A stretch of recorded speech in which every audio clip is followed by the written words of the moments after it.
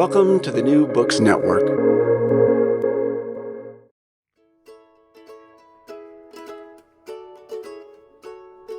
What happens to a place and to a community when an unwelcome monument departs?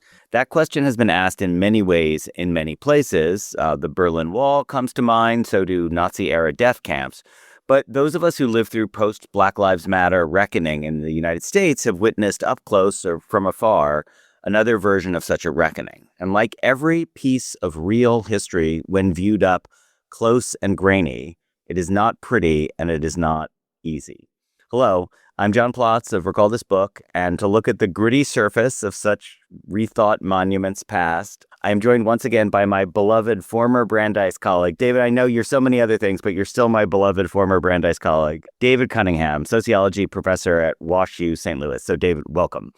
Thank you, John. Yeah, I'm happy to be your beloved Brandeis colleague. I appreciate that intro, and and even happier to be here again. Yeah, totally. So I interrupted to say hi, but I will just say a little bit more about you because you're such an impressive person and your pedigree matters for this conversation. So you are the author of such influential books as There's Something Happening Here, The New Left, the Klan, and FBI Counterintelligence, and the award-winning Klansville, USA, The Rise and Fall of the Civil Rights Era KKK. You're a member of the City of St. Louis Reparations Commission, and you're very interested in political signaling in public arts and monuments. And that includes a lot of work that we're going to talk about today, but also some forthcoming work on murals in Protestant and Catholic communities and the interface areas that connect them in Belfast. You're also a Recall This Book regular. We don't have many, but you are definitely one of them. So listeners should check out earlier episodes on racialized policing in the United States, on January 6th, also on the 2024 presidential elections.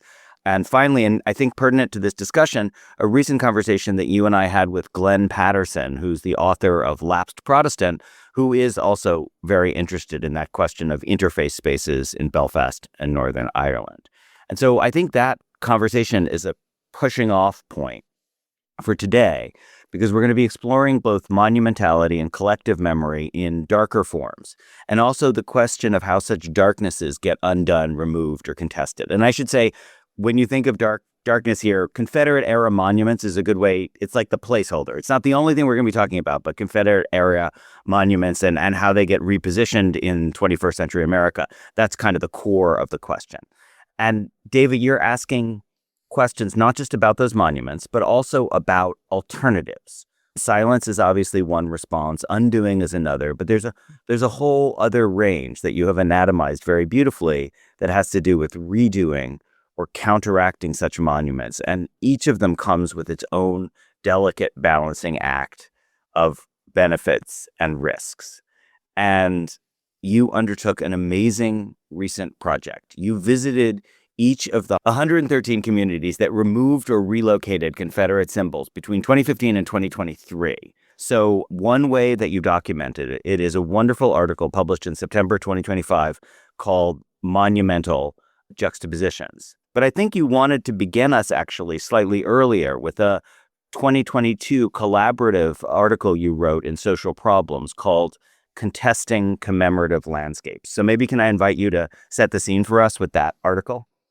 Sure, I'd be happy to. I've long been interested in spaces as the holders of history. And one of the things that motivates that is this really powerful finding in the social sciences is that spaces that are marked by pronounced histories of racial violence, racial conflict, continue today to exhibit greater than expected levels of racialized inequality.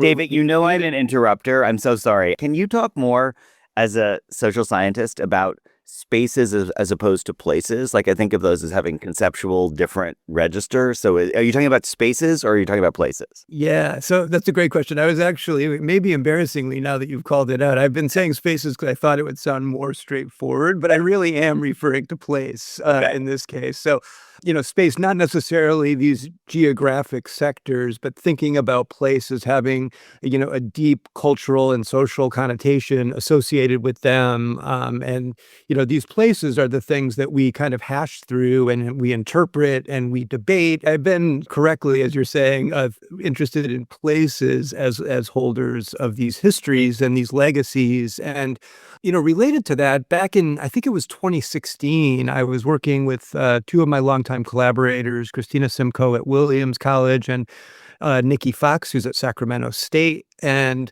we were really interested in contested Confederate monuments because this is at the outset of this wave that you're describing. And at the time, we were really interested in thinking broadly about how different ways of recontextualizing monuments, engaging with those histories, reckoning with those histories, would matter. This field has really progressed so quickly over the last decade. In 2016, 2017, it was a very wide open discussion of should things be removed or should they be contextualized in a variety of ways? The most straightforward would probably be to place a plaque in front of or near an object that offered additional context but left the object in place. But there are other ways to modify objects in place or think about them in museums and all. And we were hoping that by thinking about those different modes of addressing these objects, this would be a helpful resource to local officials and people who are actually making decisions about what to do with these things. One of the things that we found was that when an object is removed entirely, it tends to largely fall out of public discourse. There's three words you use, and maybe they're terms of art or maybe they're your terms of art, but I found them really helpful. You talked about expungement, amplification, and repositioning. Is that an adequate taxonomy, or is there a fourth category you add there? Those moves, what we were interested in is whether objects were relocated or left in place, and whether objects were modified or left in their prior state. And so that would be amplification, would be modification then, or modification. Yeah. So, okay. Yeah. Yeah, so it would modify an object in place. And, this is what inevitably happened in the places that placed plaques in front of problematic objects is that it amplified this idea that they're problematic, causing more people to ask, well, why is this here? And so it would lead to this trajectory. But interesting. But it was an amplification of discourse around this. It really got people more involved in thinking about that object's presence and what it meant. Yeah. Removal. I just want to put down a marker that one of the crucial things you talk about, which most of us have not thought about, is what it means to move things from public land to private land, because that's one of the repositionings that might seem like out of sight, out of mind. Sometimes if they go from a public space to a private space, it's not really out of sight, out of mind at all. It's like into mind in a new way. Yeah, no, and that's incredibly important. And this idea of repositioning tries to capture the whole range of ways that can happen. The most familiar one probably is thinking about moving an object from a public space like a park or in front of a courthouse to a space like a museum, where it can shift from an object of veneration to an object of study, where it can be, you see it in a museum and you realize it's not there to honor the person so much as to teach us who that person was and why it matters in that space. So that repositioning can take a bunch of forms. We use the word expungement, even though it's a little obscure. It wasn't to try to find a vague word, but to be really precise that when an object is removed entirely and so placed in storage, et cetera, it really does, in a discursive sense, get expunged from the discourse, from the conversation. Right. And we saw this sharp drop off after an object is removed entirely in terms of whether it's debated or discussed publicly. Yeah. I don't think we will get to this John Guillory article that I love about monuments and text as cultural objects, but you just paraphrased beautifully his core argument, which is that we have a cultural residue or cultural heritage, and the decision to treat it monumentally, the way that, let's say, Shakespeare is treated, always monumentally, versus treating it as a text. We're sort of unaware of how often objects are sort of sliding between those two positions, but obviously you engaged in a project where you were watching objects at their moment of either disappearance or their moment of repositioning into the analytic space. Their textualization, isn't that term. Yeah. No, I mean, that's all fascinating. I hope maybe later in the conversation, I would love to talk about a particular Jefferson Davis statue that's actually moved through three different spaces that have like kind of Yeah. shifted in the ways you're describing multiple times. And so it becomes like this really interesting instance of Yeah. that kind of malleability and that shifting. That sounds great. So let's get there by way of the timetable we set up, which is you're still telling us the story of the work you started in Yeah. 2016, which was object centric. And Yeah, and we were focusing on objects because we thought that would be helpful. This is what, officials and others are hashing over, like what to do with these objects. But it really left a big blind spot, especially if you take seriously this idea of place having this weight to it, this legacy to it. It made this assumption that one can make these kind of binary decisions, like the object's there or it's not. Right. And it really ignores what might become of the site upon which an object would have stood. And we could live in a world where that is binary, where an object gets removed and it's always just ends up being an empty space, which could be important, but it's important kind of in a similar way all the time.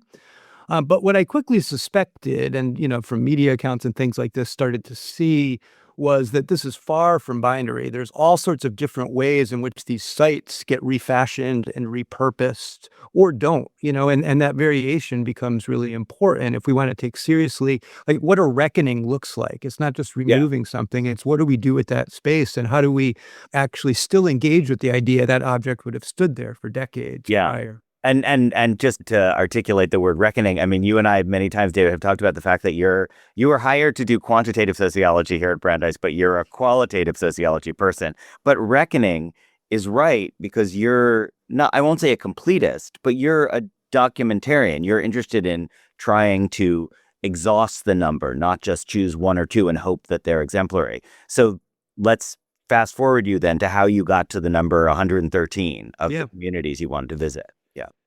Yeah, so it really seemed important to do what you're describing, which is to try to get to all of these places and think systematically in the aggregate as to what this field looks like. Yeah. And part of why I did that is that I suspected that I was going to find a relatively small proportion of these places to be interesting, analytically interesting, theoretically interesting, but more importantly, interesting for what the space means to people who live around it, live in these communities.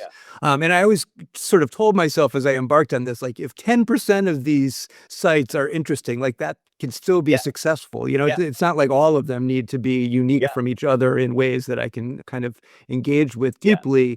And it ended up being well beyond that. I mean, easily the majority of the sites ended up being really interesting. And when I say interesting, it's different from other kinds of sites. The range and the spectrum of repurposings and refashionings was much greater than I anticipated. Yeah. Different from other sites within the data set, meaning that there's just a lot more variation than I expected, both in terms of the sites themselves, but also how those sites are juxtaposed with their surroundings. And I will say too, it was really important to be there in these spaces. One could imagine doing this project on Google Earth and Street View and moving around in that way. And just, there's so many things that actually occupying a space. It can be talking to people, of course, but even just visually and spatially, what you are able to know and realize from being there is really important.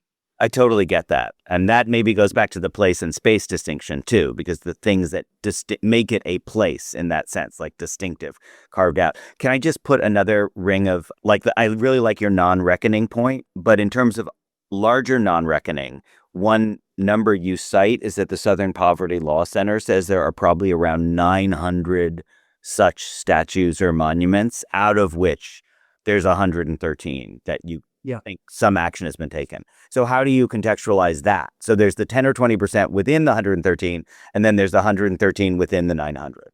Yeah. So, I mean, it's important to know that denominator, I guess, because, we think of this as a massive reckoning, which it is in a lot of ways, but we're still dealing with, only about 15% of objects were really kind of truly debated and actualized in this way. So the majority of the Confederate landscape through the South, and not only the South, but predominantly the South, is intact. These objects haven't been moved or shifted in any significant way. That number gets much, much smaller when we take seriously the stated motivations and kind of the articulated reasons for moving these things, which I imagined quite naively, as it turned out, that the bulk of these were through an actual reckoning, through a willingness to articulate that it is wrong to have these objects in these spaces. And if you're interested in justice and equity and these things, they shouldn't be there. And it turns out that fewer than 10% of these cases did we see those kinds of articulations. There's a lot of talk around public safety. There's a lot of talk about preserving these objects so they don't get damaged. And so this idea, I mean, I guess I should say we over estimate the proportion of places that really have a fully fleshed out kind of racial justice arc to them, because so many of the places we know of in that way were really prominent. They were in the news for a long time. They're places that people point to. But a lot of the other sites, the bulk of them, really were much more mundanely stated and much less a reckoning than kind of a pragmatic, we need to address this somehow kind of process. I see. So there's kind of like there's a notoriety distortion effect or something that causes things to loom larger because of the action. Okay. Yeah. I mean, some larger, prominent places like Richmond or Charlottesville, like places that have really been in the media attention, are just discussed so much more than a lot of these places, which are in like small towns, relatively rural places. But so, Dave, can you fit that in with another thing you say, which is you emphasize that a lot of times these monuments are you had a couple of really nice phrases. You talk about crown jewel city parks, and you also talk about them being touchstone objects. How do you think about the question of their existing prominence versus their being brought to prominence? Yeah. I mean, it's really important to understand first that almost all of these objects were intentionally placed at a particular period. So the bulk of them were placed in the early 20th century, the first couple of decades. Very few of these were placed in the decade or two after the Civil War. So there's a big lag. It's so striking to me, all those 1890s monuments at when you go to Gettysburg, they're, the glorious lost cause and, the high watermark of the Confederacy, circa 1901, like that's the moment that people started marking it that way. Yeah, exactly. And so, you have to see these objects as of a piece of the solidification of Jim Crow and legalized segregation in the South. And the United Daughters of the Confederacy really led a movement where they fundraised and they raised money, and they had hundreds of these statues placed. And this really was a movement. When we think of the lost cause as a movement, it was to try to recast the Civil War as this like doomed but heroic struggle. And, not about enslavement, but about autonomy and states' rights and people fighting for liberty, and not to have the will of the federal government imposed upon them and all. So this is a recasting of the motivations of the Civil War, and these objects did that work. So I won't say that's ancient history, but that's important early history in like Jim Crow, as you said, like the new racial politics of America that has to form in a post-slavery society. But you also make an argument about the 1960s, too, about the civil rights era as an important time when people started building these monuments. Yeah. So similarly, when you see a lot of struggle over will the center hold in terms of Jim Crow, et cetera, and as we see civil rights advances, you see both another wave of these kinds of monuments come into existence, but also existing monuments sometimes move here to make points. So a statue of Robert E. Lee that's on a street corner gets moved to the brand new high school in Montgomery, Alabama, which is called Robert E. Lee High School the year after the Brown v. Board of Education case goes through. And so this is a defiant move to name, again, kind of the crown jewel, brand new high school, state-of-the-art high school after Robert E. Lee, and then to bring the statue to that space. And you can see the 50s and 60s as another place where this kind of contentious history is worked out, in part through these kinds of objects.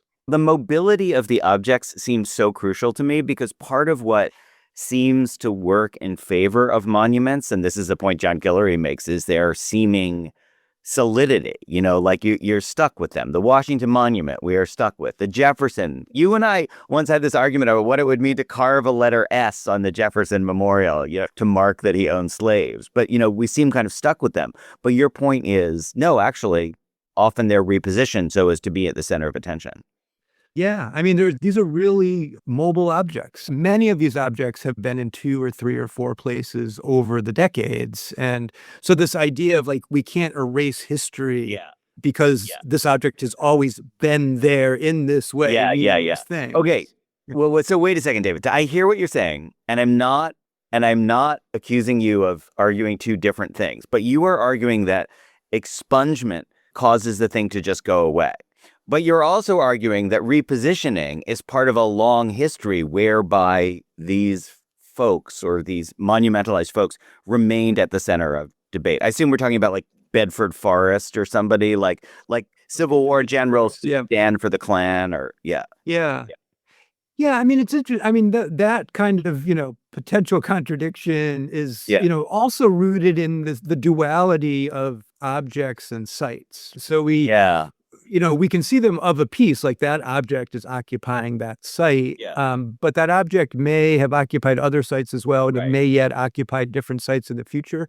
And so the place has meaning that kind of inheres in it through the current or past presence of that object.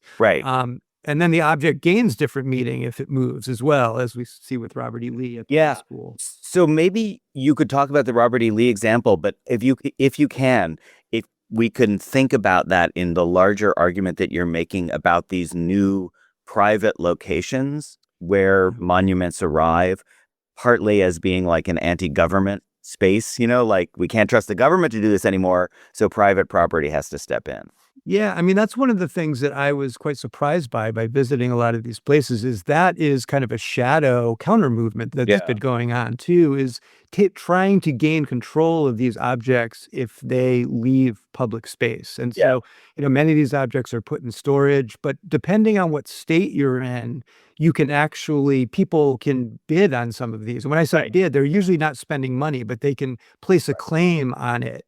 And that's played out really interestingly. Anything from an individual farm owner, let's say, claiming a single object and then carving a large space out of a cornfield to place that object in the center of it, to these kinds of private parks that are really being built up, often very well-funded parks, to collect multiple objects. And with this kind of anti-government orientation that you're describing, which is, we can't trust the government to always be shepherds and stewards of these objects. And this is even true right now. There's this recognition that, yes, Donald Trump is president now and seems to be promoting and is actively trying to reinstall some of these objects. He's not always going to be president.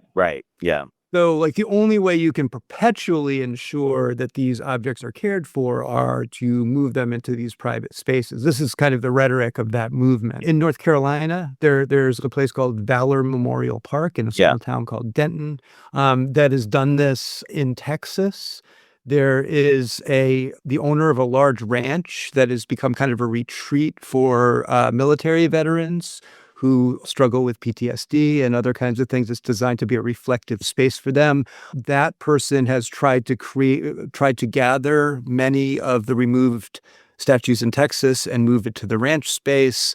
In Bentonville, Arkansas, the birthplace of Walmart, the single Confederate monument that used to be in the town square is now moved about a half mile away to a brand new, very fancy park that in theory is about the Civil War. And it talks a lot about both the Union and the Confederacy. But the centerpiece of that park is the statue of a Confederate soldier that they now claim is a statue of a very particular person named John Berry, who was a Confederate officer, but also then became governor of Arkansas. That element of creative rebranding is fascinating. Yeah. I mean, and this is what's happened with a bunch of our military bases now as well, where Right.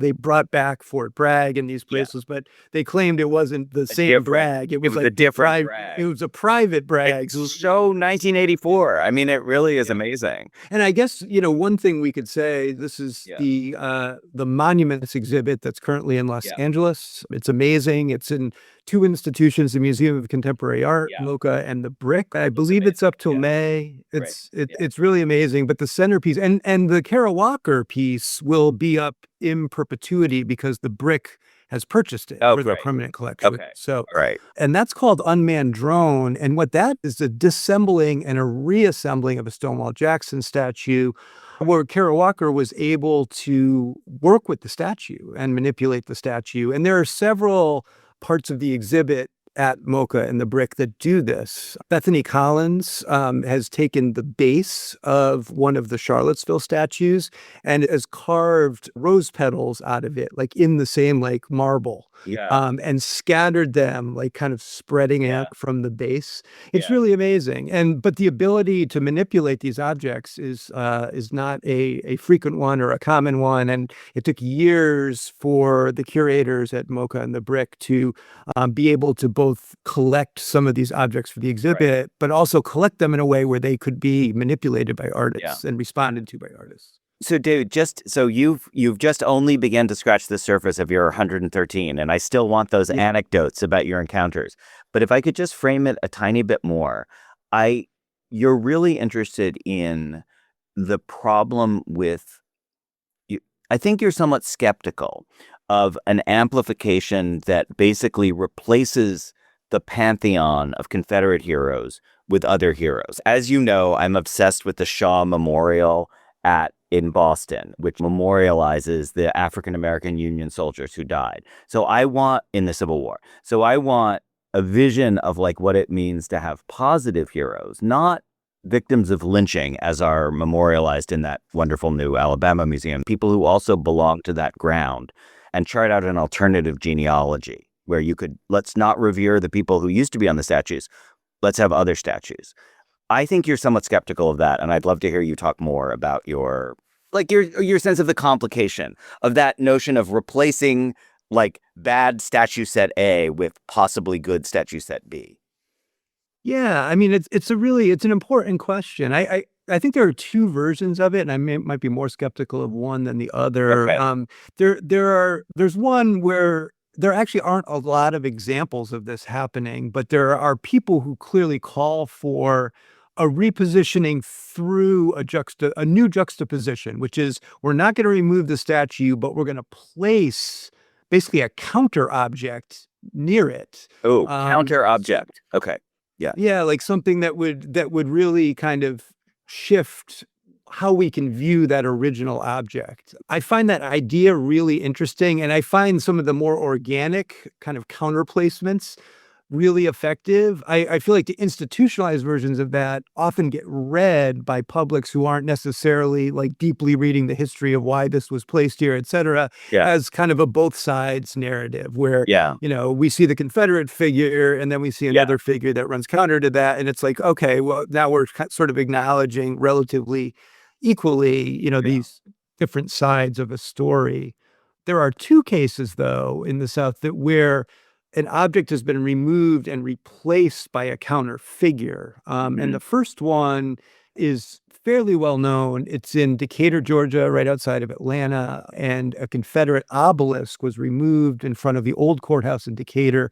And there's now a double life-size statue of John Lewis there, the civil rights hero and longtime congressman from Georgia. And that actually was really interesting to see because I spent quite a bit of time just observing that site. Yeah. And more than any other object that I observed during all these travels, people were constantly going up to that statue, taking pictures, but also just spending time with it, like reading all of the material. There's a plaque, but then also a long inscription, talking to each other about it. It was really interesting to see how that's become like a really engaged space now. Yeah. There's another version of this phenomenon in Roanoke, Virginia, where a statue of Robert E. Lee was removed and it was replaced by a statue of Henrietta Lacks. Mm. So Henrietta Lacks is known for her quote unquote immortal genes. Yeah.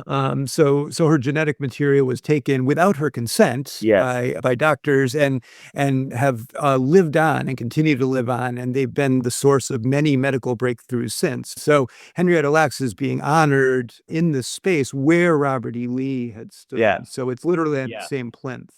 Yeah. So actually, maybe can I use a phrase that I think is yours? It's from one of your articles, the notion of mnemonic dramas. It's such a wonderful phrase, like that we're fighting memory wars here. And that your example of the soldier who gets repositioned and then you claim him as like a past governor of the state, like that these are, on the one hand, we're fighting about the past. And we all know like antiquarian fights, they can be kind of fossilized, in a country where most people don't really remember what happened in the 19th century. But they're dropped new debates, new dramas.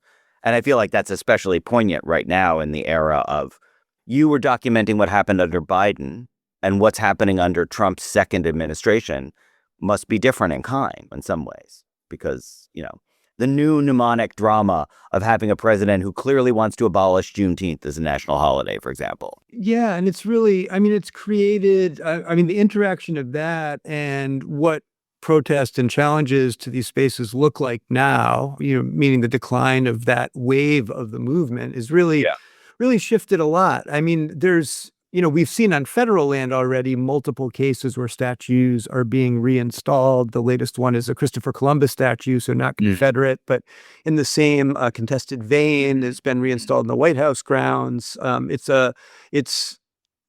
It's a replica in part of a statue that was thrown in the harbor in Baltimore, and it was fished out of the harbor. And so now the new version of that, which is referred to on its plinth as resurrected, this year has just been reinstalled. But you get these kind of quiet struggles, a small town like Silva, North Carolina, and they have a statue that they decided not to remove, a Confederate statue that they decided not to remove, but instead to place plaques over the Confederate battle flag and the part that says "To our Confederate heroes" with other, in theory, more inclusive language. So over the Confederate heroes part, it said "E pluribus unum." And so they replaced particular images. And that occurred through sort of a battle between the local city council and the county council there. And I'm going to lose track of who controlled what, but there were kind of competing sides on this. And after Trump was elected, one of the things that happened is that under the cover of darkness, whichever of those bodies that I just mentioned was opposed to this actually had the plaques pried off, but they didn't announce it to anyone. So the initial media coverage thought it was like a vandalism type thing or a theft of these objects. So there was no public discussion at all. And, there's clearly a sense that in this current climate, like you can do things like that and not really meet scrutiny or as much controversy as certainly one would have several years ago. So there's this concept that in the literature side we're really fond of. I bet sociologists are not so into it, but Nietzsche has this notion of creative forgetting. There's this Kazuo Ishiguro novel called, I can't remember if it's called The Berry Giant or The Sleeping Giant. I think it's The Berry Giant, in which the idea is that there's this giant under the land, and if people remember that he's there, they're going to reawaken him, and then he's going to come and, like basically destroy the land, but it's better to just forget that he's there. Of course, you have bad dreams, but you're better off. So is there a case for creative forgetting here? Like, it's like, you've shown us so many ways in which monumentality twists and turns us back to heated debates. Maybe they existed already, but maybe they didn't. Maybe if we creatively forgot, we wouldn't have these. We wouldn't even have the substantive fight underneath. Yeah. Yeah, it's an interesting idea. And I might fall back like as that bangs into, some of the social science work that I mentioned at the outset, Yeah. what the stakes of these kinds of debates and contestations are, because we often just talk about these as symbolic and, maybe they indicate other political dynamics, but they sort of remain in the symbolic realm. And, again, the research tradition that really demonstrates that there is a legacy of past racial injustice and past racial violence that Yeah. continues today, like reproduces inequalities that we see today. Yeah. The other side of that literature is actually one of the more kind of inspiring and optimistic set of findings that I've seen in the social sciences, which is that even relatively small interventions that can interrupt the continuity of those histories actually make a difference. Like you can see it actually have effects in places in terms of inequalities Yeah. over time to a degree that it's easy to be skeptical about Yeah. because, there can be large interventions, but even these relatively modest things are really seen to have these kinds of effects. What's a great example of such an intervention? I mean, some of them are going to be in the South that are significant, like Yeah. districts that actually meaningfully desegregated their schools in a relatively timely way versus those that didn't. But at the more micro level, you see things like initiatives run in communities that sort of recognize and honor particular occurrences, et cetera, Yeah. are found to be valuable as well. And monuments tend to matter. So, I mean, the placement of monuments that recognize different sorts of histories, the, willingness to kind of address these commemorative Yeah. landscapes when they're problematic are going to matter. And so the idea of creative forgetting also may, you can correct me if I'm not interpreting the depth of the concept in the way I should, but could preclude this ability to kind of have this affirmative or active sense of reckoning, which is where the effect Right. comes in. Yeah. Um, It seems like it's related to another concept you talk about a lot in ways that I found really interesting, which is the notion of producing creative cognitive dissonance, like dissonance kind of as a good thing, like a sense of the Yeah. disconnect. Yeah. Yeah, that kind of, Dr. King would always talk about creative tension, and I think Yeah. it's a real similar thing. Uh-huh. And, like something I would love to do, and, maybe the next time we talk, I'll actually have Yeah. done this, but is really a study, because one of the areas in which one can see these effects occurring, these legacy effects, are political polarization and kind of Yeah. voting behavior. And I think it would be really interesting to see if the communities where these objects have been removed Yeah. actually have shifted internally, like their voting behavior between 2016, 2020, and 2024. Yeah.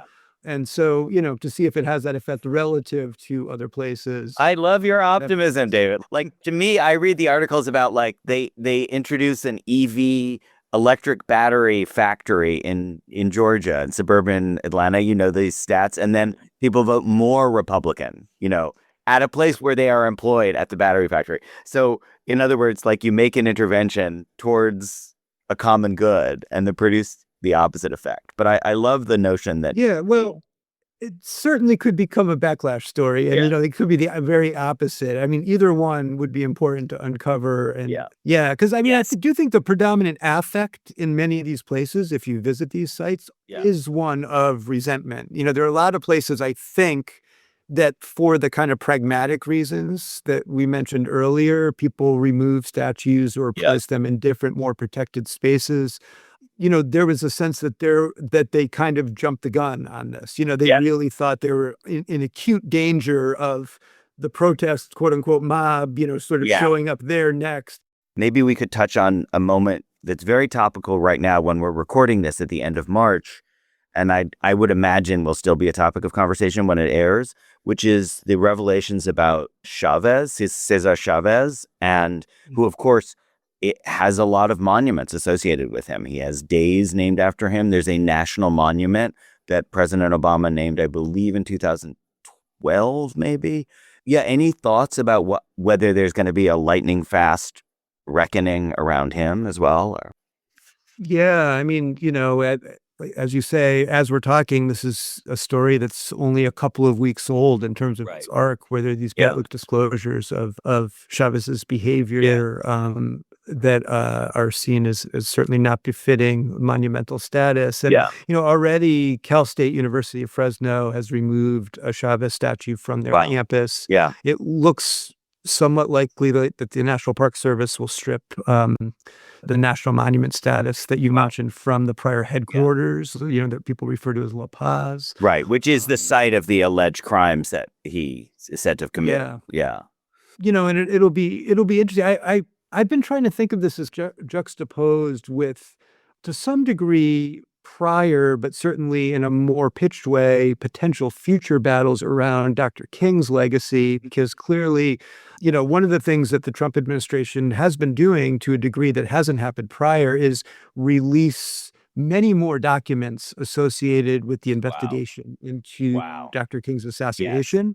Right. And that includes things about personal indiscretions and things where we know that the FBI was illegally surveilling King and wiretapping spaces and things like this and capturing very kind of private Oh, Jesus happenings Christ. with Dr. Right. King. And So obtained illegally, but damning of him nonetheless, or potentially exactly. damning of him. Yeah. And also filtered through the lens of FBI agents who are writing memos about it and things like this. And so we're getting their gaze on this and their interpretation of what they're seeing and what it means. And so, there are lots of layers to this. But, the thing about Dr. King that's really interesting, and there's a great book about this by a sociologist at USC named Hajar Yazdiha, called The Struggle for the People's King. And one of the things about Dr. King is that he is invoked and kind of repurposed in such a broad range of ways, including on the right, where he's invoked quite frequently as a particular kind of symbol,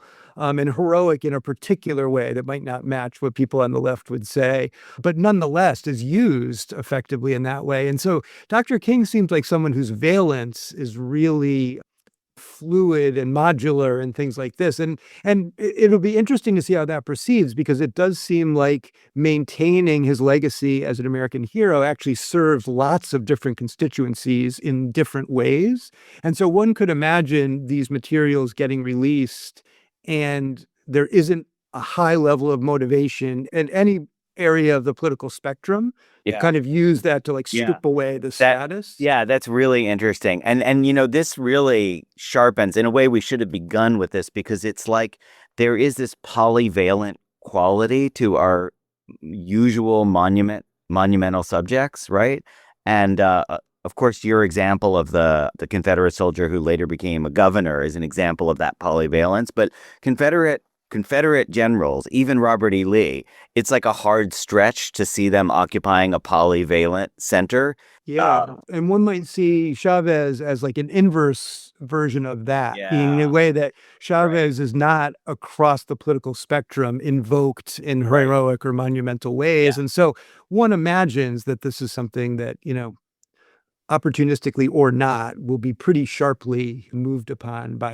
That's a great point. And there's so much more to get to here. I started by mentioning the Berlin Wall, and of course we could think about the Nazi-era death camps too. Those are very different from monuments. I mean, monuments are built as sites of reverence, whereas obviously the Berlin Wall was built essentially to create a prison, and the death camps similarly, like they are real spaces where horrible things happened. And along those lines, it seems really important to distinguish between objects of history and historical objects. Meaning, like the Berlin Wall, these things, they're objects of history, like history occurred there. That's like literally associated with these historical acts. And these statues that we're talking about in the Confederacy are historical objects, meaning the history they're illuminating are basically the UDC movement to lionize the Confederacy. They're not really about the Confederacy itself. They're about this lost cause movement that fashioned the statues, right? So they're historical because they in theory illuminate that, even though they're designed to do the opposite. You and I took a tour in Belfast where one of the high points of the tour was where we saw the bullet holes that had torn through walls where the British had stormed from a Protestant into a Catholic neighborhood at a particular bloody night, 68 or something.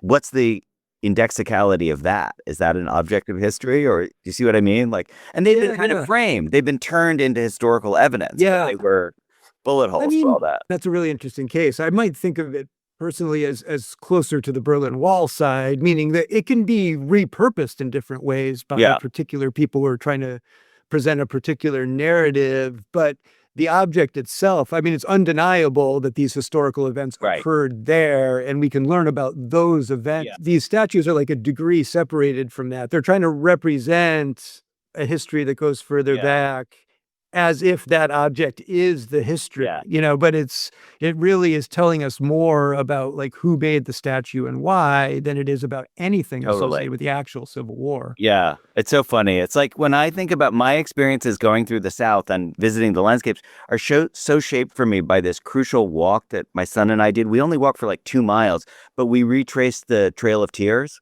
at a point in Tennessee where people had gone south to avoid being on the toll road. And just the fact that that was like the index of where people had walked made all the difference. But I really see your point about these objects of history, like the things that people consciously craft in order to memorialize. Well, the most visceral instance of that is related to that Jefferson Davis statue that I mentioned earlier, which was for decades was on Monument Avenue in Richmond, right? Yeah. So it was one of the Confederate statues that is in this heavily trafficked area of Richmond. That statue was designed and crafted by a sculptor in Richmond. Yeah. And it is the sculptor's studio and property is now a local history museum in Richmond.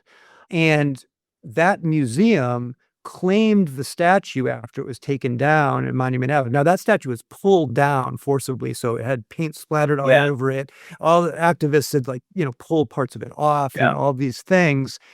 That museum did kind of an amazing thing, I think, where they created a display in the museum of that statue and they presented it prone. So it's lying on its back as it was pulled down.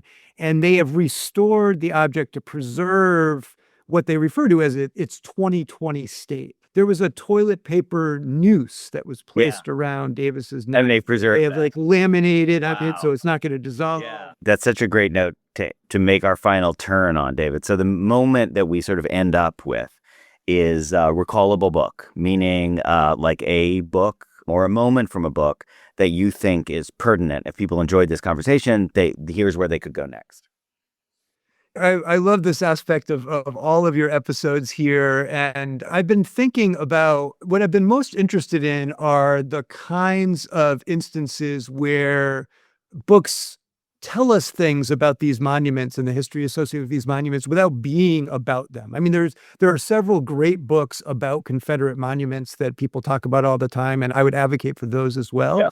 But one book that I really love in this kind of broader way is a book by two, I believe, journalists, Blaine Roberts and Ethan Kirtle. It's called Denmark Vesey's Garden, Slavery, Memory, and the Cradle of the Confederacy. What it really centers on is what they refer to as Charleston's, and this is a quote, elaborate architecture of racial control. Now, that architecture is literal in some cases, but is also symbolic in a variety of ways. And monuments are part of that. But what it does is it kind of situates monuments amidst this much broader architecture and the story that it creates about, race and memory in a place like Charleston.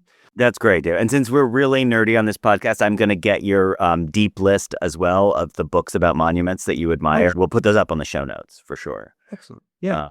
Cool. Well, I'm going to just quickly say that John Guillory article that I mentioned is actually from his recent book, Professing Criticism, and the proper title of it is Monuments and Documents on the Object of Study in the Humanities. And I actually think it's very pertinent to what we discussed. And I'm also going to say, apropos of creative forgetting, I just want to read like the opening lines of Zora Neale Hurston's wonderful Their Eyes Were Watching God, in which she proposes that there's basically two ways of seeing the world. And I want to, she says men and women.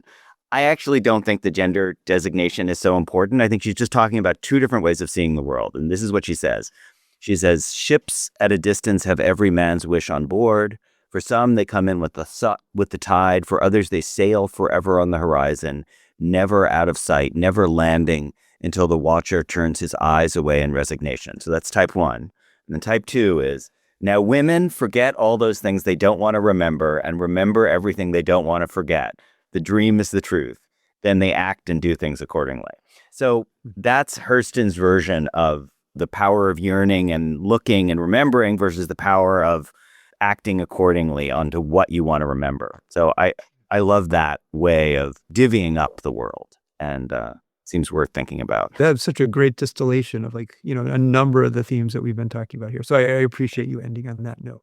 Yeah, well, I mean, thank God Hurston's book got rediscovered and Alice Walker brought it back to the world. But I mean, we should all read that book and reread it. It's unbelievable. But thank you so much, David, once again, for your time and for your generosity. And then I'm just going to thank all of our listeners as well. So from all of us here to all of you, thanks.